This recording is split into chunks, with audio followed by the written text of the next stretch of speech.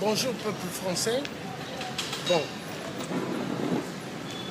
Bonjour peuple français. Donc là, nous sommes ici devant la gare d'Austerlitz pour faire ce qu'on appelle la campagne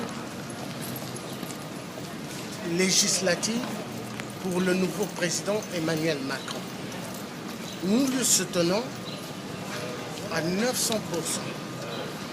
Et nous vous faisons appel de soutenir le nouveau président Emmanuel Macron pour l'élection législative qui arrivera, qu'il ait le plein pouvoir pour faire passer sa politique.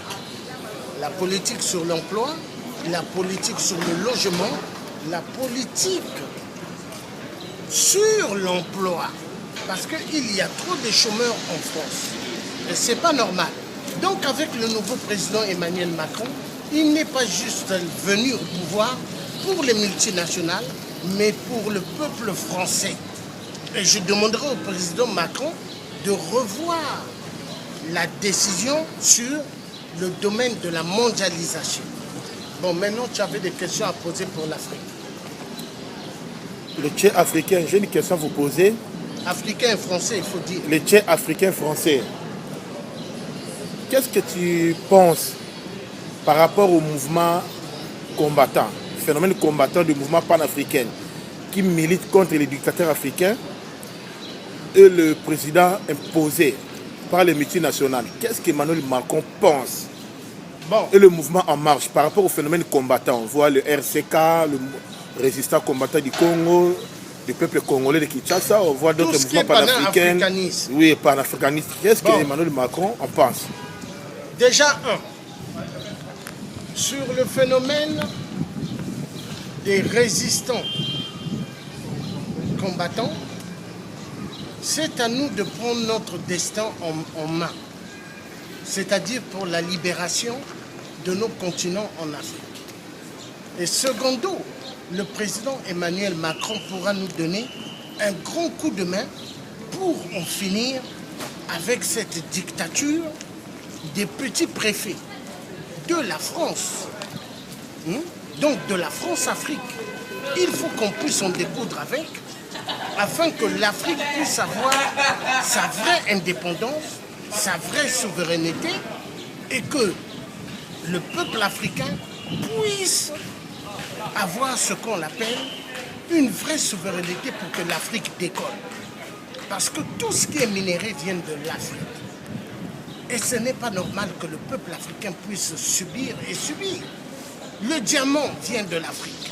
L'or, l'uranium, le coltan, tous ces minéraux viennent de l'Afrique. Donc il est temps que l'Afrique décolle. Comme lui-même il avait su bien le dire, le président Emmanuel Macron, il faudrait construire maintenant des entreprises en Afrique, donner la possibilité au peuple africain de s'en sortir. Voilà. D'autres messages par rapport aux militants congolais qui ont boycotté la musique congolaise en France. Et ces derniers temps, il y avait de certains mouvements aussi qui soutiennent la musique.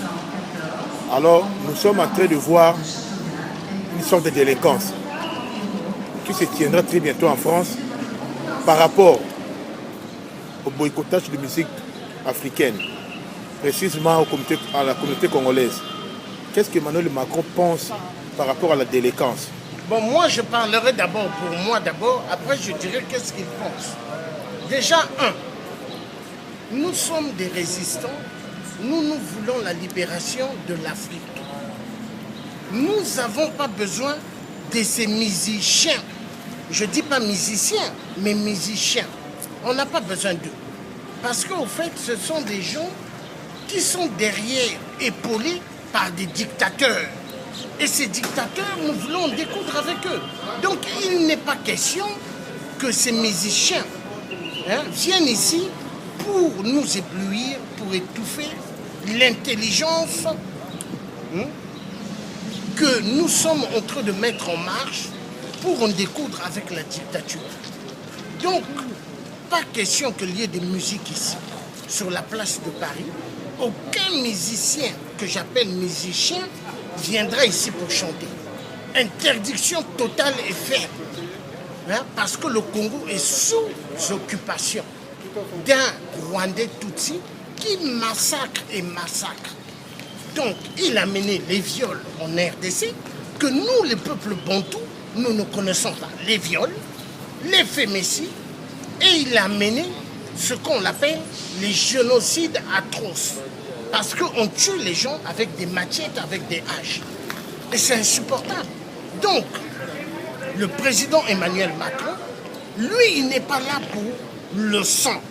Il n'est pas là pour encourager qu'il y ait la dictature qui puisse continuer en Afrique. Il n'est pas là pour ça.